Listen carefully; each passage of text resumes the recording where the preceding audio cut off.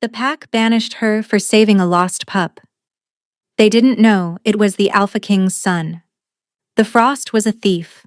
It stole the warmth from Alara's threadbare coat, the feeling from her fingertips, and the hope from her heart. In the Blackwood pack, she was less than a ghost. She was an Omega, a wolfless pariah, a living reminder of weakness in a society that worshipped strength. Her existence was a cycle of chilling neglect and sharp-edged cruelty, a life lived in the slivers of space others didn't want. But in the deepest, most secret part of her frozen world, she harbored a fire. A tiny, vulnerable flame she called Leo. He was a lost pup she had found weeks ago near the pack's border, shivering and alone, defying every law of her pack, which dictated that any stray be left to the elements or killed. She had taken him in. Now, as the apocalyptic power of the visiting Alpha King, Kaelin, descended upon their territory, her secret was no longer just a crime. It was a death sentence, for her and the small, innocent life she had sworn to protect. She didn't know that the pup she was shielding was the king's own lost son, the heir to the entire Lycan world, and that her act of forbidden kindness was about to either get her slaughtered or crown her a queen. Alara's world was painted in shades of gray and bitter cold. The shack she called home was more of a suggestion than a structure, its walls thin enough to let the wind whisper its cruelest secrets directly into her ear. Splinters were her constant companions, snagging on the thin wool of her tunic as she huddled for warmth. Hunger was a dull, familiar ache in her belly, a constant reminder of her place at the very bottom of the pack's brutal hierarchy. She was wolfless. In a world defined by the beast within, she possessed none. It was a genetic flaw, a cosmic joke that had rendered her utterly useless in the eyes of the Blackwood pack. Omegas were already the lowest rung, tasked with the most degrading chores, but a wolfless Omega was a blight, a stain on the pack's honor. She scrubbed floors until her knuckles bled, hauled water from the frozen creek until her arms screamed in protest, and ate only the scraps left after every other wolf had had their fill. Her torment had a name and a face.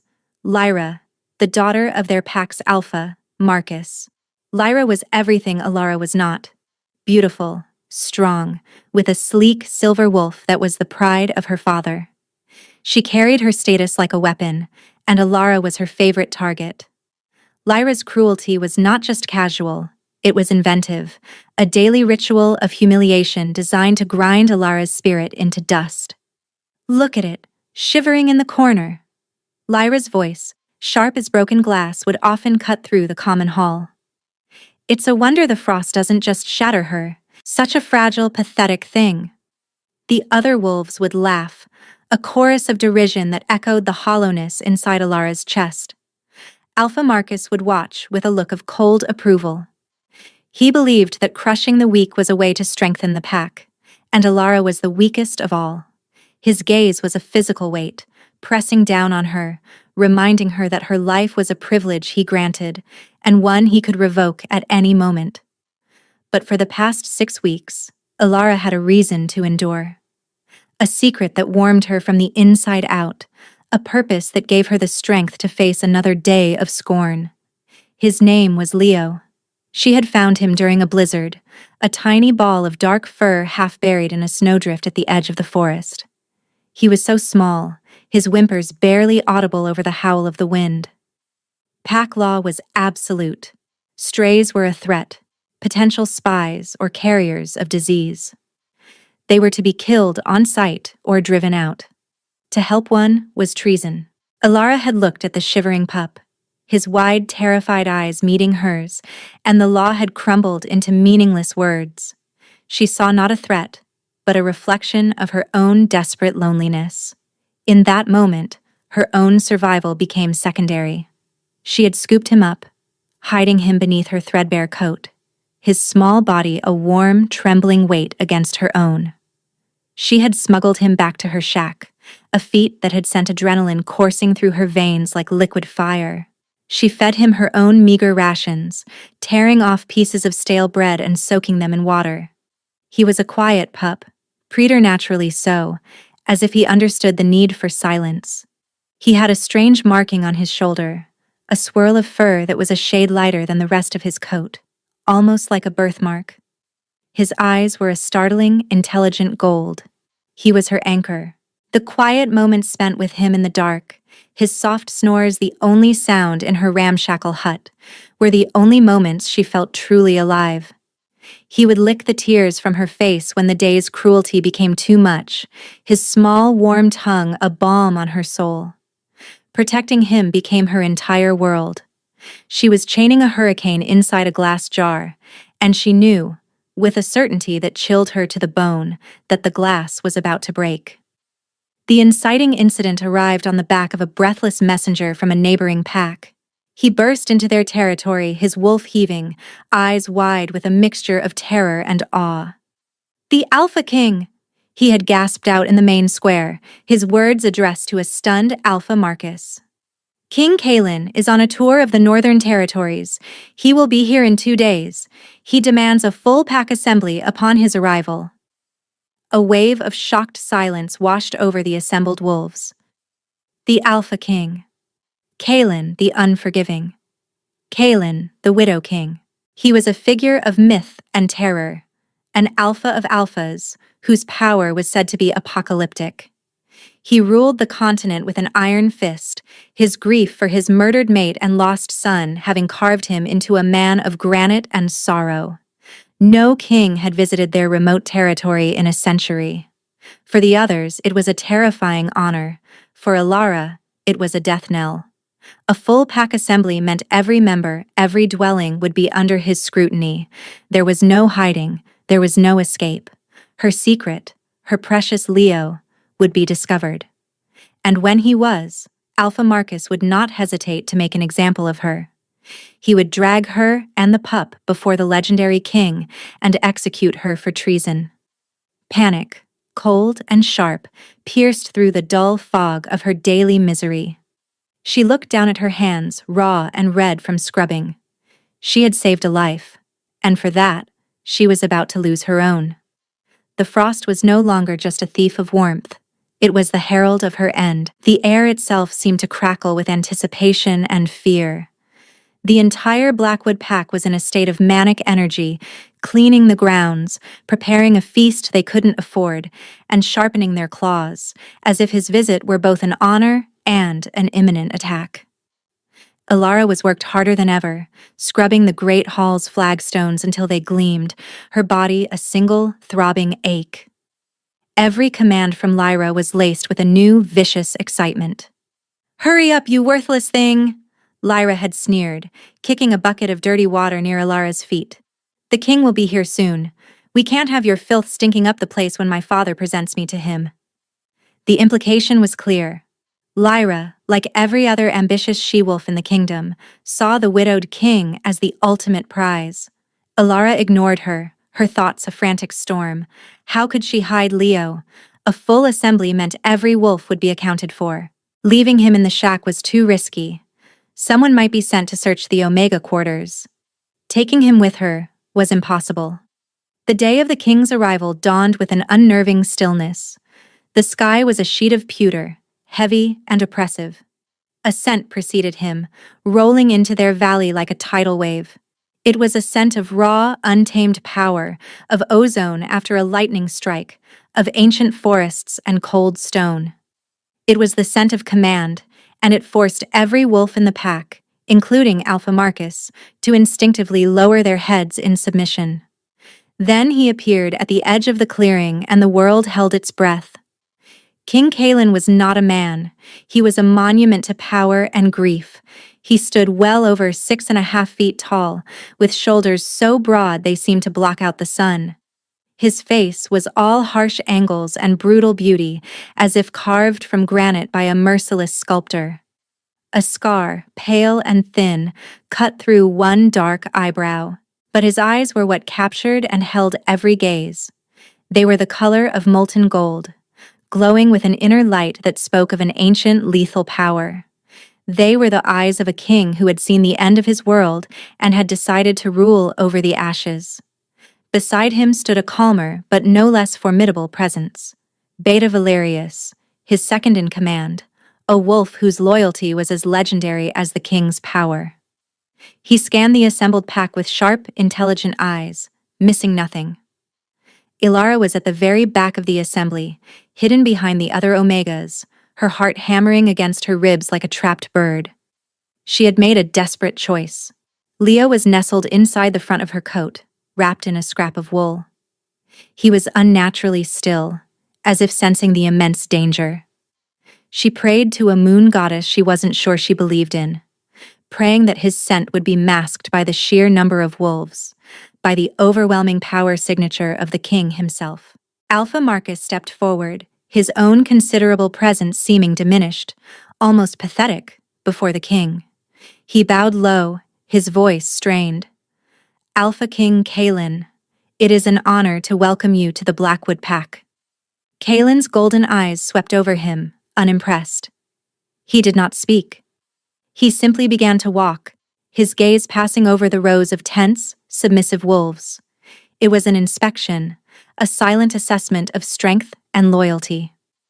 His stare felt like a physical weight, and more than one warrior flinched as it passed over them. Ilara kept her head down, her eyes fixed on the frozen mud at her feet. "Don't see me. Don't see me. Don't see me." The chant was a frantic prayer in her mind, but fate was a cruel and capricious thing. As the king drew nearer, a commotion broke out at the front. Lyra, ever the opportunist, had chosen this moment to make her move.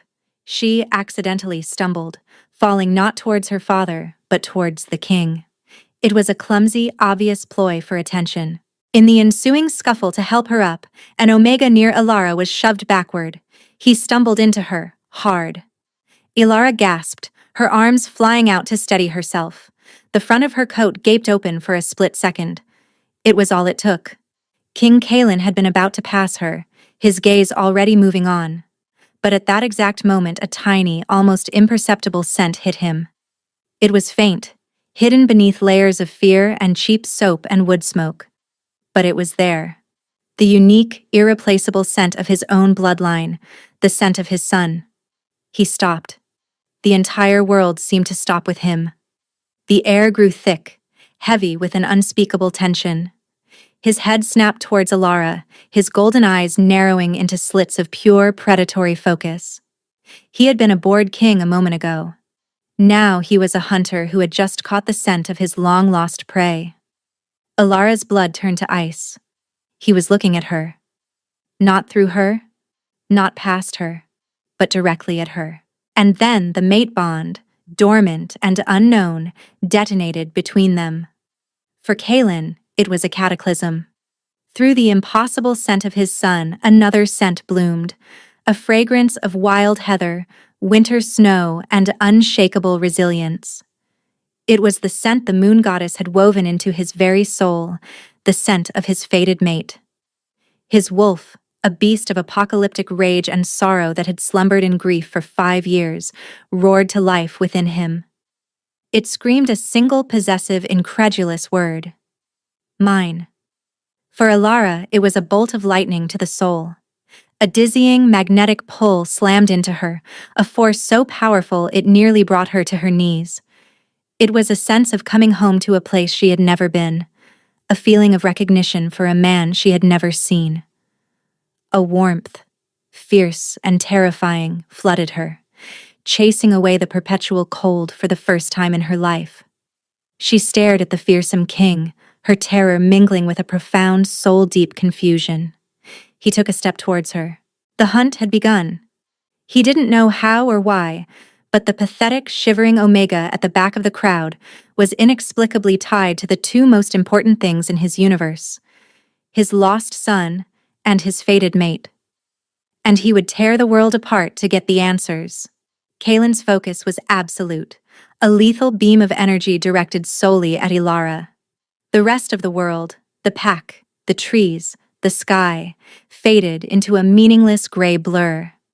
His wolf was a raging inferno in his chest, clawing for control, demanding he seize what was his. Mate, pup, mine. The dual revelations were warring inside him, a paradox of impossible joy and rising murderous fury. He moved, Each step was deliberate, silent, the tread of a predator closing in. The assembled wolves of the Blackwood pack held their collective breath, a tangible wave of fear rolling off them. They could feel the shift in their king. The air, already thick with his power, now vibrated with a barely controlled violence that promised annihilation. Alara was frozen, trapped in the golden blaze of his eyes. The magnetic pull was stronger now, a physical cord tightening between them. Her mind screamed at her to run, to disappear, but her body was locked in place, swayed by a power she couldn't comprehend. The tiny bundle in her coat shifted, and a fresh spike of terror lanced through her. Alpha Marcus, oblivious to the true nature of the unfolding drama, saw only his king focusing on the pack's most worthless member. He saw an insult. Humiliation burned in his gut. He stepped forward, intending to intercept. "My king," Marcus began, his voice tight with strained deference. "This is nothing. A wolfless Omega. She is of no importance." Kalen didn't even glance at him. He raised a single hand, a gesture of casual, absolute authority. "Move." The single word was not a request. It was an alpha command, imbued with a power so immense that it struck Marcus like a physical blow. The Blackwood Alpha, a formidable wolf in his own right, found his body obeying before his mind could even process the command.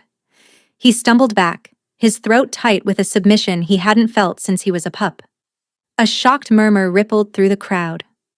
Lyra watched, her face a mask of disbelief and burgeoning jealousy. The king, her king, was ignoring her powerful alpha father for that? For the pack's dirt stain?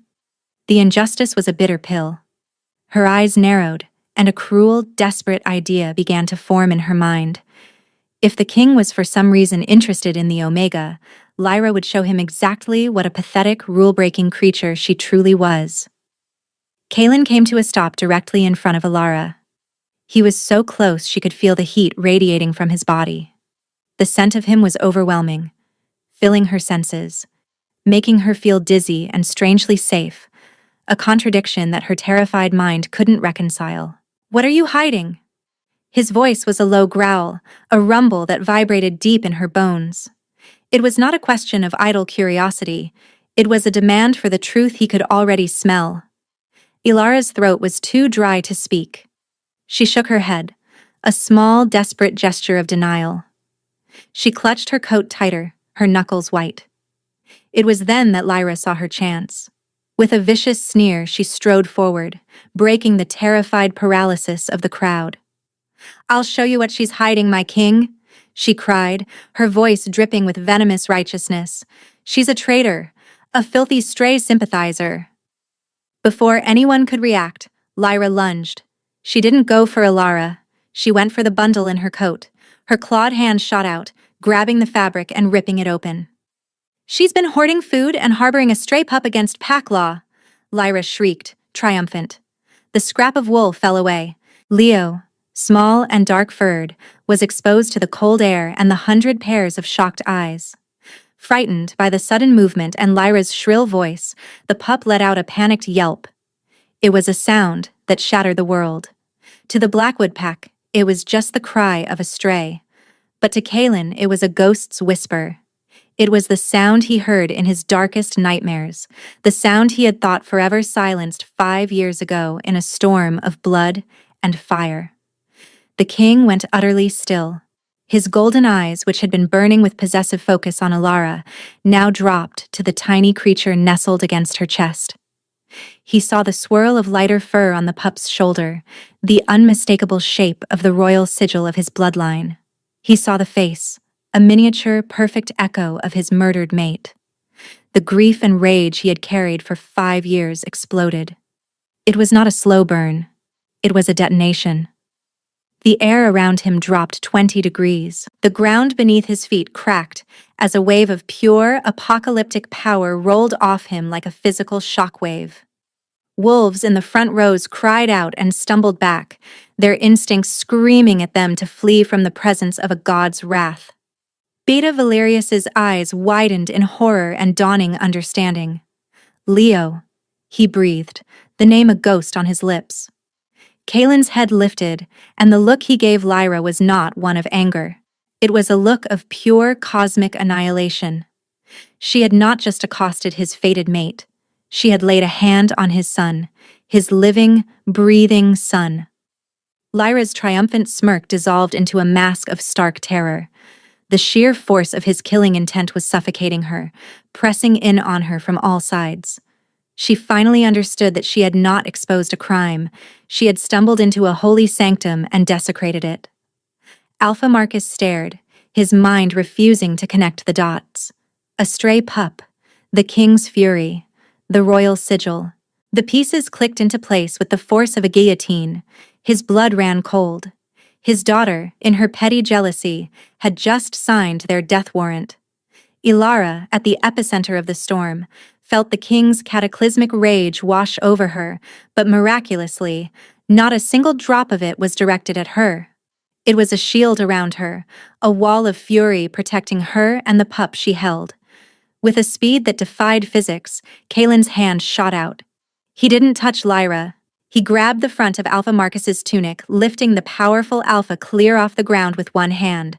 Marcus dangled, kicking uselessly, his face turning purple. "You!" Kalen snarled, his voice no longer human. It was the sound of grinding rock and breaking worlds. "You allowed this. In your territory. Under your watch." He turned his head slowly, his molten gold eyes falling back to Ilara. The feral rage in them softened, replaced by an emotion so profound, so raw. It was breathtaking. It was awe. It was reverence. It was the look of a man who had been handed back his entire universe. Gently, with a tenderness that was a stark contrast to the violence he was currently inflicting on her Alpha, he reached for the pup. His large, calloused hands were impossibly careful as he took Leo from Ilara's arms. He held his son, his lost heir, against his chest, burying his face in the pup's dark fur. A shudder racked his massive frame, a single, silent sob of a grief so deep it had nearly broken him, and a joy so fierce it was remaking him. He looked at Ilara over the top of his son's head. Her scent, the scent of his mate, was all over the pup. She hadn't harmed him. She had protected him. She had fed him from her own scarce food. She had kept him warm with her own body heat. This wolfless, abused, terrified Omega had done what his entire network of spies and warriors could not. She had saved his son. He let go of Marcus, who collapsed to the ground, gasping and choking. Then, before the eyes of the stunned and terrified Blackwood pack, before the disbelieving gaze of Lyra and her father, Alpha King Kalen, the most powerful Lycan on the planet, did the unthinkable. Holding his heir in one arm, he went down on one knee before the shivering, wolfless Omega. He bowed his head. "You saved my son." His voice was thick with emotion, but it carried across the silent clearing. "You protected my bloodline. You are my mate." He looked up, his golden eyes blazing with a vow that was as sacred as it was possessive. "And you are my queen." The silence that followed was absolute, a void of pure, unadulterated shock. The world had just been turned upside down, and Ilara was standing at its new, terrifying center. The collective gasp of the Blackwood pack was a single, unified sound of disbelief. It was as if the sky had just announced it was turning green. Their king, a figure more myth than man, was kneeling. Kneeling in the mud and frost before the lowest of the low, the pack's punching bag, the wolfless Omega Ilara. Lyra's face had gone from triumphant to terrified to a ghastly, bloodless white. Her mind, fueled by arrogance and jealousy, simply couldn't process the scene. The Omega. A queen? It was a joke. It had to be a mistake. But the look in the king's eyes was no joke. It was a declaration of fact, as immutable as the rising of the moon. Alpha Marcus, still gasping for air on the ground, stared with wide, horrified eyes. He had spent years cultivating a culture of brutal strength, where Ilara represented everything he despised.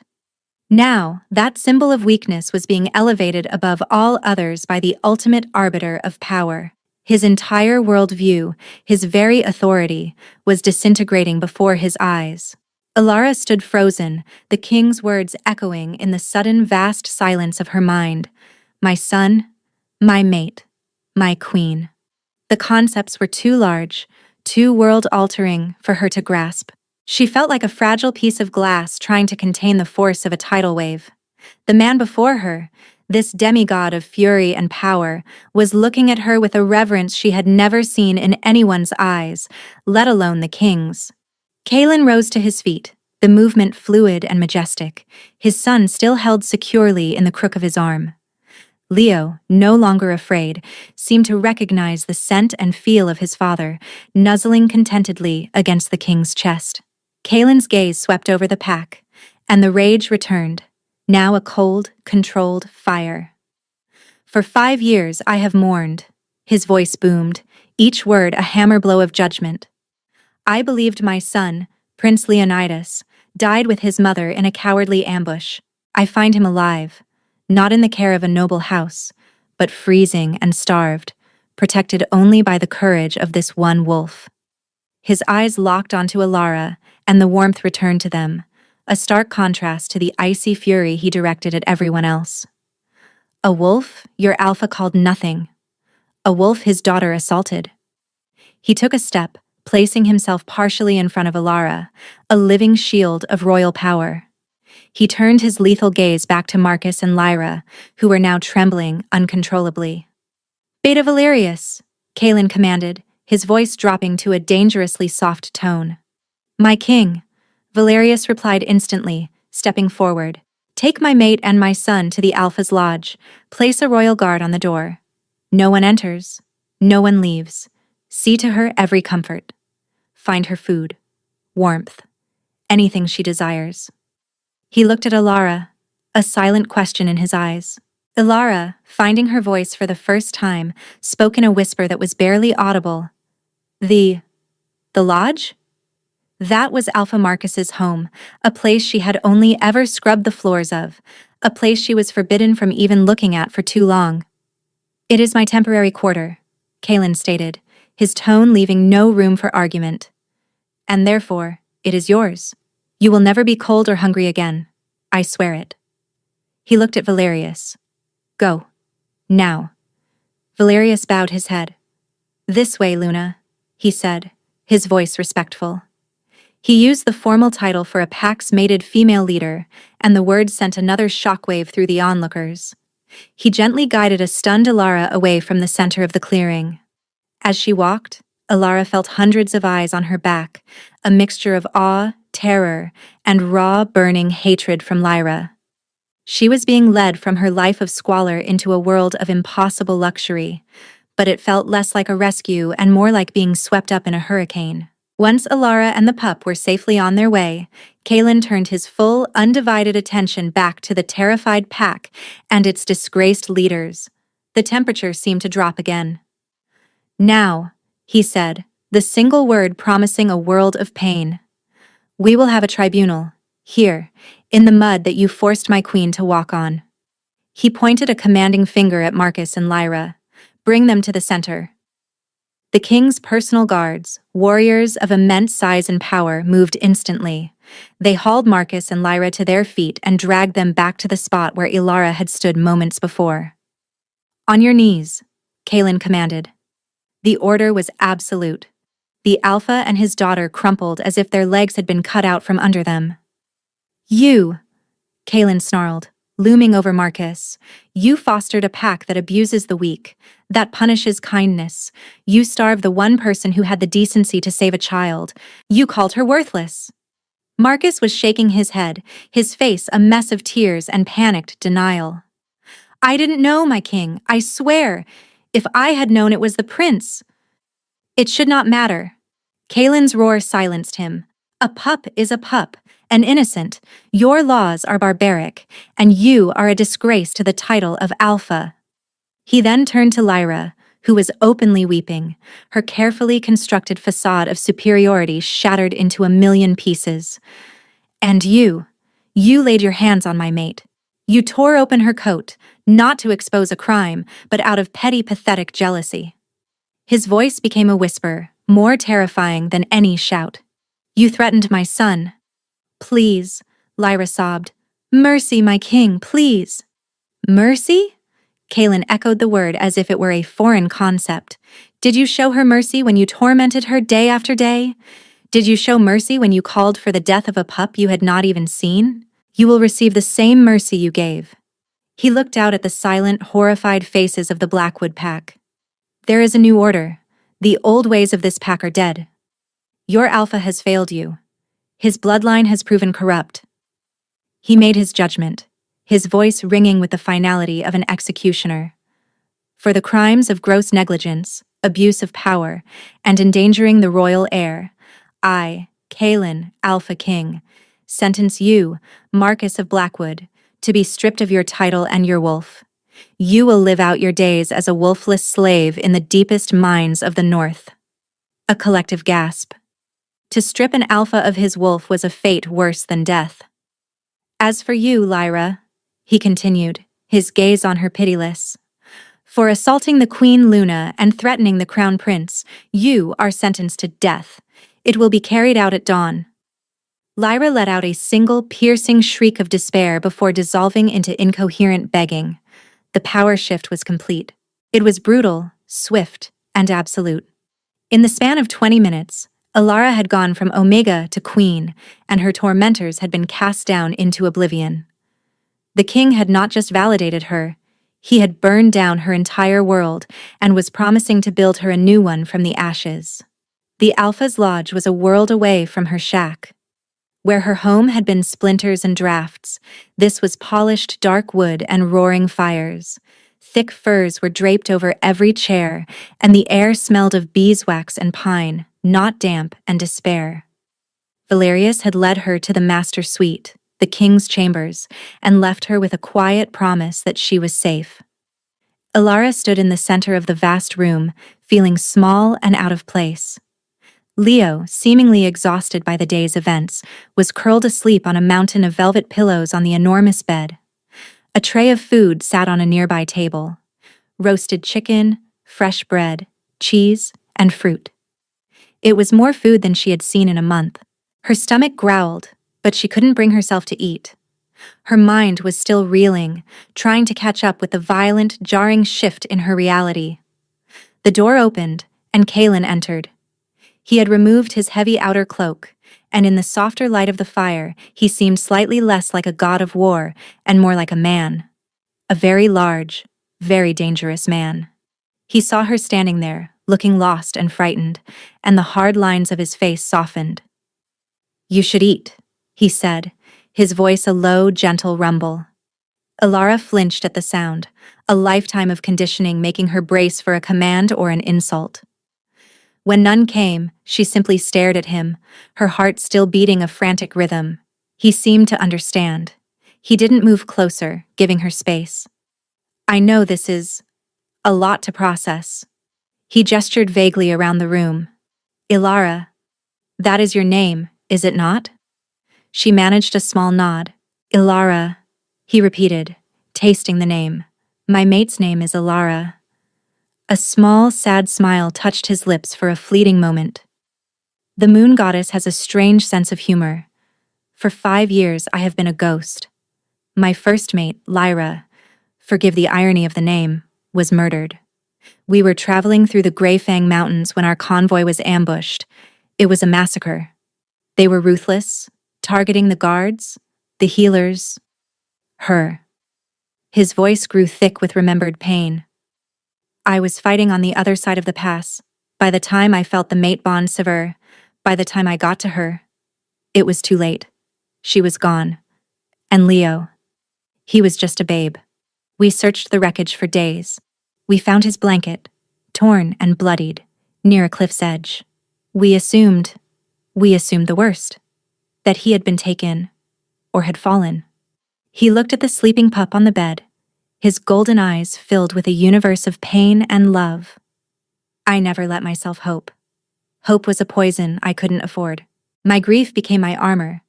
I ruled, I conquered. I expanded my territories, all to fill the void she left behind. And then today, he finally looked back at her, his gaze intense. I came here for a routine inspection, bored and empty, and I found everything I had lost. And more. He took a careful step closer. The bond that snapped when Lyra died. The goddess has given me a second chance. With you. It's a rare gift. Almost unheard of. A second fated mate. And you. You were the guardian of the one piece of my past I thought was gone forever. Tears welled in Alara's eyes as she listened. His pain was a palpable thing, a force that reached across the room and resonated with her own lifetime of suffering. I just found him in the snow, she whispered, her voice hoarse. He was so small, I couldn't leave him. You defied your pack, your alpha, your laws, all for a nameless stray pup, Kaelin said, his voice filled with awe. You have more courage and honor in your little finger than that entire pack has combined. You are not weak, Alara. You were a diamond being crushed under rocks, but you never broke. He closed the distance between them then, moving slowly, cautiously, as one would approach a frightened fawn. He stopped just before her, his immense height dwarfing her. He didn't touch her. He simply looked down at her, his golden eyes searching her face. I will not hurt you, he said softly. I will never let anyone hurt you again. Marcus and his daughter will face their judgment. This pack will be reformed under a new alpha, one loyal to the crown and its queen. He hesitated, then slowly raised his hand. He didn't touch her skin. He gently brushed a stray lock of hair from her face, his touch as light as a feather. The simple, non-threatening gesture was more intimate than anything Alara had ever experienced. The mate bond flared between them, a current of warmth and rightness that made her gasp. You are my queen now, he murmured, his thumb brushing her cheekbone, finally making contact. Her skin tingled at the touch. You will have everything: respect, power, a home, a family.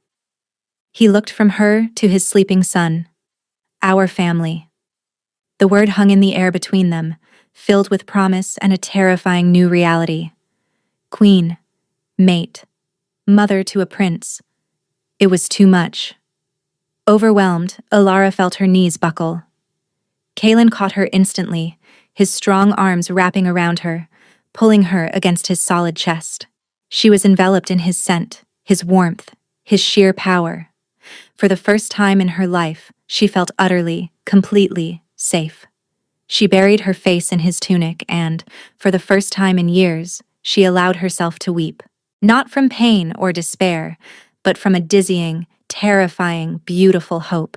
He simply held her, a silent, unshakable mountain protecting her from the storm. The next day was a blur of monumental changes. While Alara remained in the protected sanctuary of the lodge, the king's justice was enacted with brutal efficiency. The Blackwood pack was assembled once more, this time not for an inspection, but for a revolution. Kaelin stood before them, not as a visiting monarch, but as their absolute ruler. He did not ask Alara to attend the sentencing, shielding her from the grim proceedings, but word of it reached her through a quiet, respectful she-wolf, one of the king's royal guard, who had been assigned as her attendant. Lyra was brought out at dawn. Her pleas for mercy had fallen on deaf ears. Her execution was swift, a stark and brutal message to all who would dare threaten the royal family. There was no ceremony, only the cold finality of the king's law. Alpha Marcus's fate was, in many ways, crueler. He was dragged before the pack he had once ruled with an iron fist. Kaelin himself performed the ceremony, a dark and ancient ritual. He placed his hand on Marcus's head and spoke the words that severed the connection between the man and his inner wolf. The pack watched in horrified silence as their once powerful alpha screamed, his body convulsing as his very essence was torn from him. When it was over, he was just a man, hollowed out, broken, and wolfless. He was hauled away in chains, destined for a life of hard labor in the darkness of the northern mines, a living testament to the king's wrath. With the old regime shattered, Kaelin appointed a new alpha from among the Blackwood warriors, a stern but fair wolf who had shown no part in Alara's torment. His first command from the king was to abolish the law regarding strays and to ensure the Omegas were treated with the respect due to any pack member. The hierarchy of cruelty was dismantled in a single morning. Later that day, Kaelin came to Alara. He found her by the window, watching the snow fall, with Leo playing at her feet with a small wooden toy a guard had carved for him. She was dressed not in her old rags, but in a simple but warm gown of deep blue wool that had been found for her. The color brought out the light in her eyes. "It is done," he said quietly from the doorway. Ilara turned, her expression unreadable. She felt no joy at their fate, only a profound sense of sorrow for a life so twisted by hate that it could only end in ruin. "They are gone?" "They are," he confirmed. "Their poison has been purged from this pack." He walked towards her, his presence filling the room. "We will leave in the morning. We return to the capital, to Eldoria, to your new home." The capital. A city she had only heard of in whispers, a place of mythic proportions where the Alpha King ruled from a throne of obsidian. The idea was terrifying. Here, she was a queen because he declared it. There, among the ancient noble houses and powerful alphas of the court, what would she be? They would see her as she saw herself, a wolfless Omega who got lucky. As if reading her thoughts, Kaelin stopped before her and gently took her hands in his. They were still raw and chapped, but he held them as if they were the most precious jewels. "Do not be afraid," he murmured, his golden eyes searching hers. "Your past does not define you. Your heart does. Your courage does. In Eldoria, you will not be just my mate. You will be their queen. They will see the strength I see. And if they do not—" His voice hardened, a hint of the feral king returning. "Then they will learn too." His conviction was a powerful force, a shield against her own doubts. She wanted to believe him. She looked down at their joined hands, her small, scarred ones lost in his large, powerful grasp. "I don't know how to be a queen," she confessed, her voice barely a whisper. "I only know how to be invisible." "I will teach you," he promised. "And you will teach me. You will teach me how to be a father again. You will teach me how to feel something other than grief." He raised one of her hands to his lips and pressed a gentle kiss to her knuckles. "You have already brought the sun back into my life, Alara. You and Leo." The sincerity in his voice, the raw emotion in his eyes, chipped away at the wall of fear around her heart. For the first time, she didn't just feel like a victim of circumstance swept up in a king's decree. She felt chosen, seen. That night, she ate the meal prepared for her, the flavors exploding on her tongue, a symbol of her new life. She played with Leo until he fell asleep, his happy, sleepy sighs a balm to her soul. When she finally climbed into the massive bed, its soft linens felt like a cloud. She expected to lie awake, her mind racing with anxiety. But instead, a strange sense of peace settled over her. She was safe. Leo was safe. The monsters of her past were gone. A new, terrifying future awaited, but she would not face it alone. She would face it with a king at her side, a prince in her care, and a strange, powerful bond humming in her soul. For the first time in her entire life, Alara felt the faint, flickering beginnings of hope. And as she drifted off to sleep, she realized the frost could no longer touch her here. The journey to Eldoria was a revelation. They traveled in a heavily guarded royal carriage, a magnificent vehicle of dark wood and gilded steel, drawn by 6 powerful horses. Inside, it was lined with velvet and fur, a moving fortress of warmth and luxury. For Alara, who had never traveled more than a few miles from her own pack's lands, every new vista was a marvel. They passed through dense forests, across wide, rolling plains and over towering mountain passes. Kaelin was a constant, reassuring presence at her side. He pointed out landmarks, told her the history of the lands they passed, and explained the complex political web of the kingdom she was about to enter. He spoke of the Great Council, the collection of the most powerful alphas who advised him, and of the noble houses whose lineage stretched back centuries. Some, he warned, would be loyal.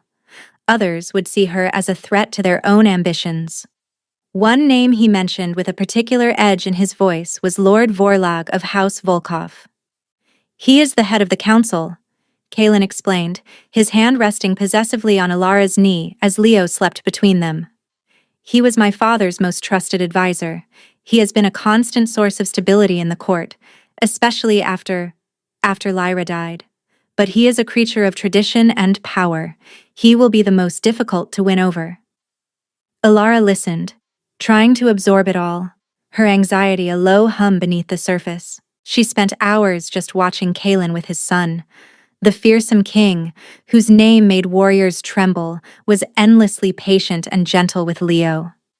He would let the pup tug on his hair, would make funny faces that drew out squeals of delighted laughter, and would tell him stories of ancient wolf heroes in a low, rumbling voice until the boy drifted to sleep in his arms. Seeing this side of him, the father, and not just the king, did more to calm Alara's fears than any promise of protection. It made the demigod human. Their arrival in Eldoria was on a scale she could not have imagined. The capital city was carved into the heart of a mountain, a breathtaking testament to lichen engineering and power. Towers of white stone reached for the sky, connected by elegant bridges. Waterfalls cascaded down the mountainside, their spray catching the light and creating perpetual rainbows. The entire city seemed to glow with an inner light. As their carriage passed through the great gates, citizens lined the streets. They did not cheer. They watched in a silent, profound curiosity, their eyes fixed on the carriage that held their long-lost prince and their mysterious new queen. The weight of their collective gaze was immense. The palace itself was a fortress of obsidian and silver that seemed to grow out of the very peak of the mountain. It was vast, imposing, and magnificent. When the carriage stopped, Kalen stepped out first. Then he turned and offered his hand to Alara. Taking a deep breath, she took it. As she stepped out of the carriage into the grand courtyard, a hush fell over the assembled court. They were all there, dozens of alphas and their mates, nobles and council members, all dressed in opulent finery. Their faces were a mixture of shock, speculation, and thinly veiled disdain. She could feel their eyes cataloging her simple dress, her plain features, her lack of a powerful aura. She was exactly what they saw, a nobody. And then Kalen lifted Leo from the carriage and settled him on his hip. He placed his other arm firmly around Alara's waist, pulling her to his side. He presented them not as separate entities, but as a single, unbreakable unit. An elderly, imposing wolf with silver-streaked dark hair and cold, calculating eyes stepped forward from the crowd. He was dressed in robes of deep crimson, signifying his high rank. Alara knew instantly this was Lord Vorlag. "My king," Vorlag said, his voice smooth and polished, but lacking any real warmth. He bowed his head, a perfect courtly gesture. "You return with miracles." His gaze flickered to Leo, then to Alara, and his eyes held a complex, unreadable expression. It was not joy. It was closer to the look of a man whose careful calculations had just been thrown into chaos. "I return with my son. And my queen," Kalen stated, his voice ringing with authority. He left no room for interpretation. Vorlag's lips thinned almost imperceptibly. "The court rejoices at the return of the prince, and we are eager to welcome your new Luna." The word eager was laden with unspoken reservations. He was speaking for the entire court, and the message was clear. You, the Omega, are not welcome here. The tension in the courtyard was thick enough to cut with a knife. Alara felt a tremor of her old fear return. These were not simple pack bullies like Lyra. These were powerful, dangerous political animals, and she was an intruder in their jungle. She instinctively pressed closer to Kalen's side, her hand resting on Leo's back. That night, in the sprawling royal suite that was to be her new home, the first true challenge arrived. Kaelin had been called away to an urgent council meeting, a meeting Vorlag had insisted upon to discuss the ramifications of these new developments. Ilara was left with only her new handmaiden and a pair of royal guards outside her door. She was putting a tired Leo to bed in his own adjoining room, a beautiful chamber filled with toys and soft furs, when she felt it. A subtle shift in the air, a wrongness. The instincts that had kept her alive for years in the Blackwood pack screamed a silent warning. She moved to the door of Leo's room, peering back into the main suite. It was empty. The fire crackled in the hearth. But the silence felt heavy, watchful. Then she saw them. Shadows detaching themselves from the deeper shadows of the room. 3 figures, dressed in black, their faces masked. They moved with a silent, deadly grace. Assassins. Panic seized her, cold and absolute. They hadn't made a sound. The royal guards outside hadn't raised an alarm. This was a professional, inside job. Her first and only thought was Leo. She couldn't fight them. She couldn't run. But she could buy time. As the assassins advanced towards Leo's room, Ilara did the only thing she could. She stepped out from the doorway, placing herself directly in their path.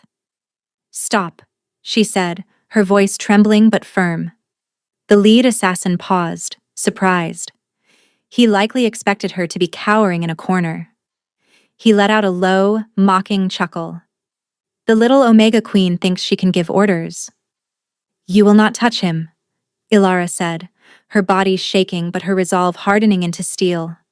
She was no longer just Ilara, the victim. She was a mother protecting her child. She was a mate protecting her king's heir. A primal protective instinct she never knew she possessed rose up within her. "A noble sentiment," the assassin sneered. "But Lord Vorlag is very clear. The line of succession must be corrected. The king's grief has made him foolish. A wolfless Omega and a boy of questionable parentage cannot be allowed to disrupt the stability of the kingdom." Vorlag. The name confirmed her worst fears. This was not a random attack. It was a coup. The assassins moved to flank her. Ilara backed away slowly, keeping herself between them and Leo's door. Her eyes darted around the room, searching for a weapon, for any advantage. She saw a heavy silver candlestick on a nearby table. As one of the assassins lunged, she didn't scream. She didn't cower. She reacted. With a surge of desperate adrenaline, she grabbed the heavy candlestick and swung it with all her might. The blow connected with the side of the assassin's head with a sickening crunch. He staggered back, surprised by the ferocity of the attack from the pathetic Omega. It didn't stop him, but it bought her a precious second. It was all Kaelin needed. The doors to the suite exploded inward, blasted off their hinges by a wave of pure force. Kaelin stood there, a figure of apocalyptic fury. His council meeting had been a ruse, a way to draw him out. He had felt the spike of Ilara's fear through the mate bond, a psychic scream of terror that had sent him hurtling back to the suite. His golden eyes took in the scene in an instant. The assassins, the weapon in Ilara's hand, her defiant, terrified stance in front of his son's room. The rage that had leveled the Blackwood pack was nothing compared to the inferno he unleashed now. He didn't speak. He didn't roar. He simply became death. He moved like a blur, a whirlwind of claws and fury. The fight was not a fight. It was a slaughter.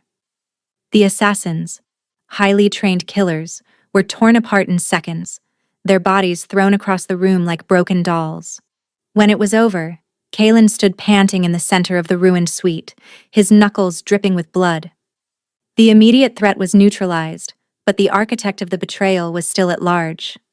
He turned to Ilara, his rage vanishing, replaced by frantic concern. He rushed to her side, his hands hovering over her, checking for injuries. "Are you hurt? Did they touch you?" "No," she breathed, her legs finally giving way. The candlestick clattered to the floor. He caught her, holding her tight against him. "I'm okay. Leo is safe." He held her for a long moment, his heart hammering against his chest. She had fought. She had stood her ground, armed with nothing but a piece of silver and a mother's courage, against trained killers. His awe for her grew tenfold. Then, a cold, lethal calm settled over him. He looked past her, towards the door to the council chambers across the palace. "Valerius," he said, his voice deadly soft. His beta was already there, having followed him from the meeting. "My king. Seal the palace. No one leaves. Bring the entire council to the throne room. Now." He looked down at Alara, his golden eyes burning with a promise of absolute vengeance. "And bring me Lord Vorlag." The final challenge had been made, and the king was about to provide the final bloody answer. 6 months later, the morning sun streamed through the tall, arched windows of the royal suite, casting long fingers of light across the polished marble floor. Alara stood on the balcony, a soft breeze rustling the silk of her deep emerald gown. The air was crisp and clean, carrying the scent of pine and distant snow from the mountain peaks that ringed the city of Eldoria. She was no longer the shivering, haunted girl from the Blackwood Pack. The perpetual fear that had been her shadow for so long had been replaced by a quiet, unshakable confidence. Her hair, once dull and lifeless, now shone with health, cascading down her back in dark waves. She was still wolfless, but she had learned that true strength was not about the beast within, but about the resolve in one's heart. She was a queen, not just by the king's decree, but by her own merit. The court had learned this the hard way. After Vorlag's failed assassination attempt, Kaelin had descended upon the conspirators with a righteous fury that had shaken the kingdom to its core. Lord Vorlag, dragged before the throne, had confessed everything. He admitted to orchestrating the original ambush that had killed Kaelin's first mate, intending to destabilize the throne for his own gain. He had believed Leo to be dead, and Alara's arrival had been an unforeseen complication he had moved to correct. His trial was swift, his execution public. His co-conspirators on the council were exiled, their houses stripped of their titles and lands. Kaelin, with Alara at his side, had rebuilt the council with younger, more loyal alphas who valued honor above ambition. Alara herself had been instrumental in the process. During the tribunal, she had spoken not with rage, but with a quiet, firm wisdom, her insights into the nature of cruelty and ambition earning her the grudging respect of even the most hardened traditionalists. They had expected a weak, simpering Omega. They found a queen with a spine of steel. The sound of small feet pattering on the floor pulled her from her reverie. Leo, now a sturdy, confident toddler, ran onto the balcony and wrapped his arms around her legs. "Mama," he chirped, his golden eyes, so like his father's, sparkling with joy. Alara smiled and scooped him into her arms, pressing a kiss to his dark hair. "Good morning, my little prince." The word mama no longer felt strange on his lips. It felt like the most natural sound in the world. Strong arms wrapped around her from behind, and she leaned back into the solid, familiar warmth of Kaelin's chest. He rested his chin on her shoulder, his gaze following hers out over the sprawling city below. "What is my queen thinking about?" he murmured, his voice a low rumble against her ear. "I was thinking about the frost," she answered softly. "How I used to believe it was the cruelest thing in the world, how it used to be all I knew." Kaelin's arms tightened around her. "There is no frost here, my love. Not for you. Never again." He turned her in his arms, his golden eyes searching her face, still filled with the same awe he'd had that first day in the muddy clearing. The mate bond between them was a living thing, a constant, comforting thrum of love, devotion, and shared strength. He had taught her about politics and power, and she had taught him how to laugh again. She had healed the gaping wound in his soul, and he had given her a world she never dared to dream of. "I look at you," he said, his voice thick with emotion, "and I still cannot believe how lucky I am. The goddess took my world, and then she gave it back to me, brighter and more beautiful than before." "We saved each other," Alara replied, her hand coming up to cup his jaw. The scar above his eye was just a part of the face she loved, a reminder of the battles he had fought. You, me, and Leo, we are a pack. We are a family, he corrected gently. He leaned down and captured her lips in a kiss that was filled with all the promise of their future.